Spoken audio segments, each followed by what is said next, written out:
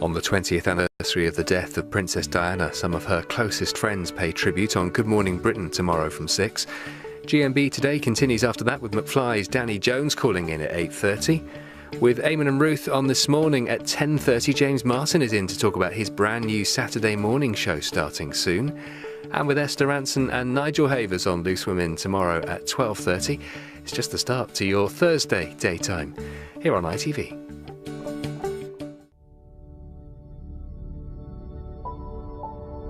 Now the latest ITV news in London.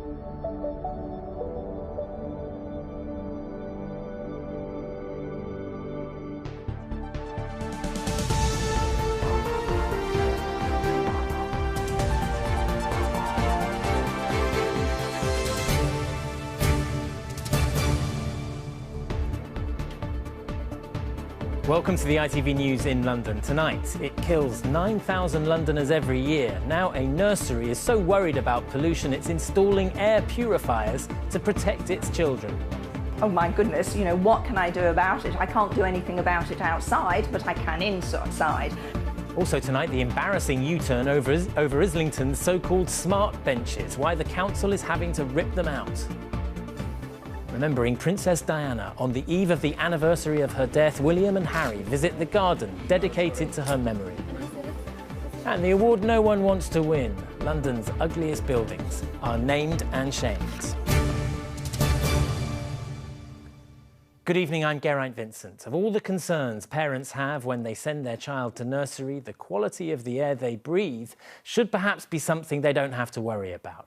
But we know there are hundreds of nurseries in the capital located on or very close to what are dangerously polluted roads. Now, because of their concerns about the impact that can have on the health of children, one private nursery today took the step of installing air purifiers in its buildings, a move Greenpeace says should be considered across the capital. Martin Stew reports.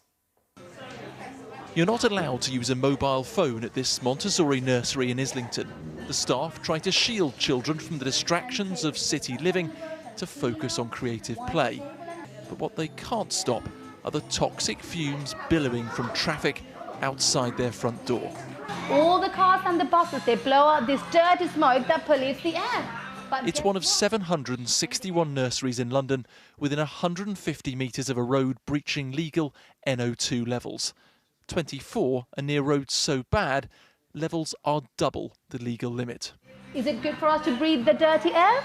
No, that's why the Clean Air Ferries comes out and they clean all these dirty air. Parents were so worried when they saw the research, they demanded the nursery take action. But save not breathing, options seemed limited. What support are we actually being given? As I say, we did go to the campaigns that the Mayor had actually indicated, but that's not going to happen overnight. So obviously, from my point of view, as a business and an environment working with young children, what could I do very quickly? Their solution?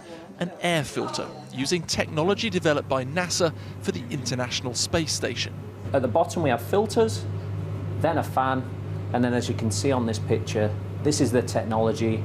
Lots of ultraviolet lights, titanium dioxide, which creates a reaction that neutralises nano-sized particles. So that's taking out the nitrogen dioxide that we're getting from the traffic? Exactly. It's that gas which is responsible for nearly 2/3 of the 9,400 premature deaths caused by air pollution in London every year.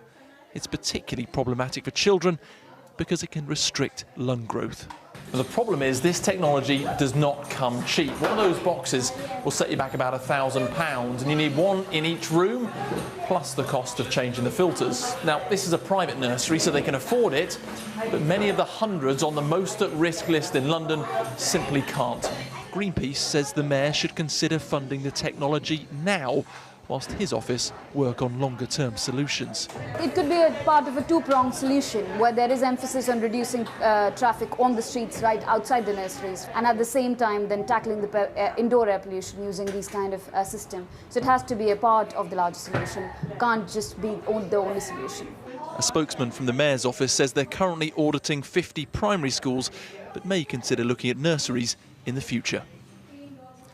So, Martin, that was just one private nursery that you went to today. Are others likely to follow suit, do you think? Well, this is the big question. As with of the Mayor's policies. There's lots of talk, grand talk, but there's not a huge amount of detail. In fact, he's not going to publish that until next year. What we do know is the company make those filters. After a month, we'll be monitoring and sending that back to his experts. And if they can make enough of a case, he might consider it. But a little calculation by me, back of an envelope stuff, to do that across all those nurseries would cost somewhere between £5 and £10 million. So it's a big decision for them to make. OK, Martin, thanks very much. London was named today as the most expensive place in the country to arrange a funeral.